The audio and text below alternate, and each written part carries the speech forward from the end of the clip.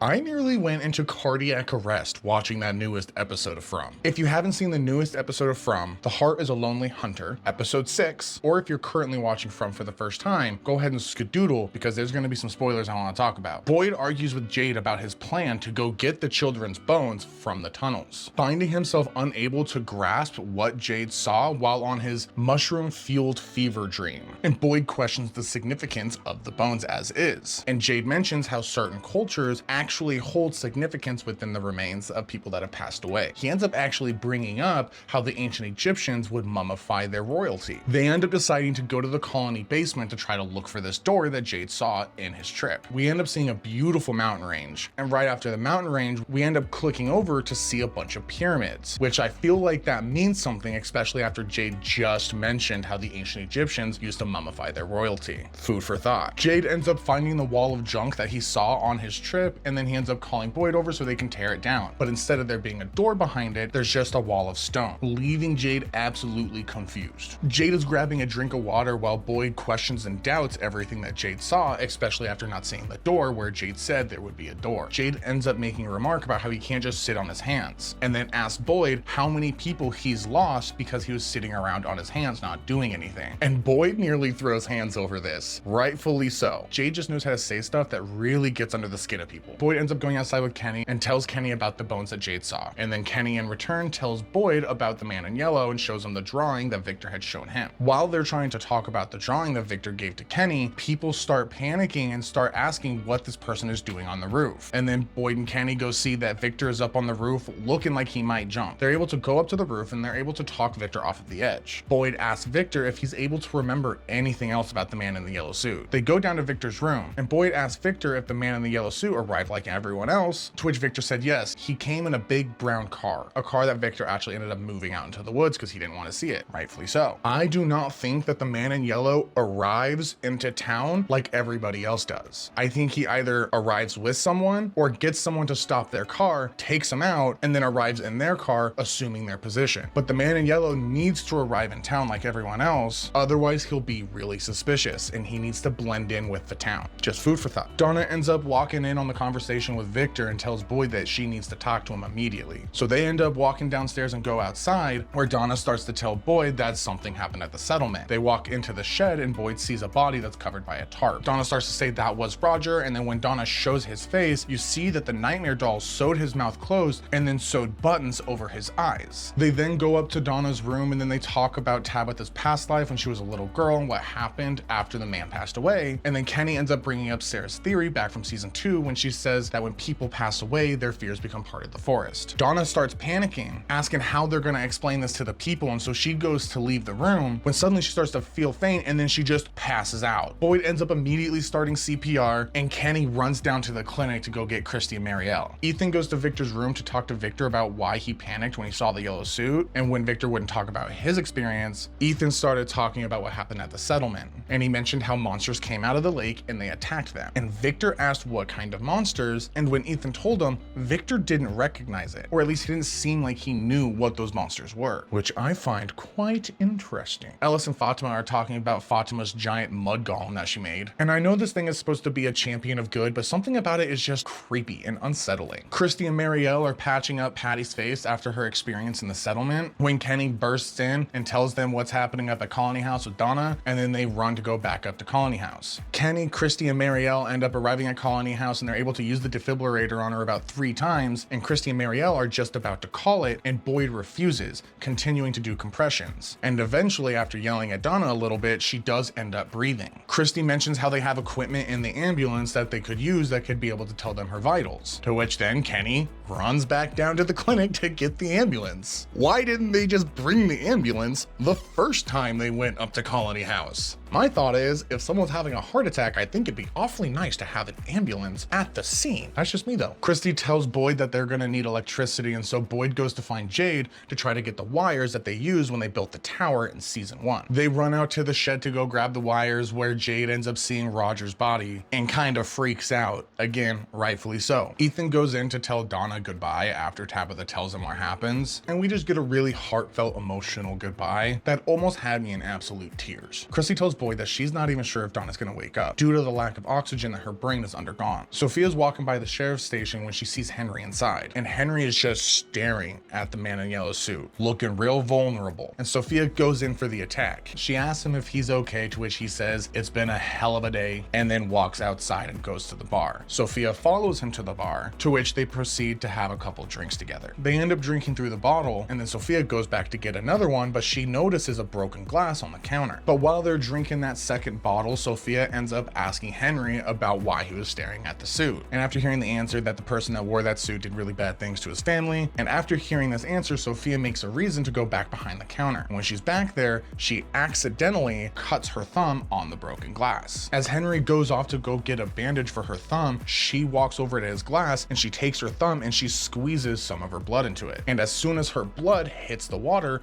it turns clear, leaving no evidence that she put anything into his drink. Julie ends up going to Sarah's house to apologize for not really understanding what Sarah went through. Julie ends up going upstairs with Sarah to help her paint Sophia's room, which Sarah wanted to do so she could do something nice for Sophia. While they're painting the room, Sarah actually asked Julie what she meant when she said that she didn't understand what Sarah went through. And Julie confesses that something there convinced her that she could save her dad from dying. While Christy and Marielle are taking care of Donna, Boyd and Ellis talk about Fatima's clay monster. And Ellis is super understanding because he knows that this is something that Fatima needs. And while Ellis may not contribute much to the story, his support for Fatima is something I truly admire about his character. Marielle ends up coming out telling Boyd that he can go into the room and go hang out with Donna. And while Boyd is in there, he tells an unconscious Donna that he doesn't know what he's gonna do if she doesn't make it. And right after this, Father Khatri appears to Boyd and says, "What will you do if she doesn't make this?" Boyd reminisces on the first night when him, Abby, and Ellis all arrived in town, and when they were hiding out in that underground bunker with Dale, Donna, and Father Khatri, and Donna asked them if they snored, because if they snore,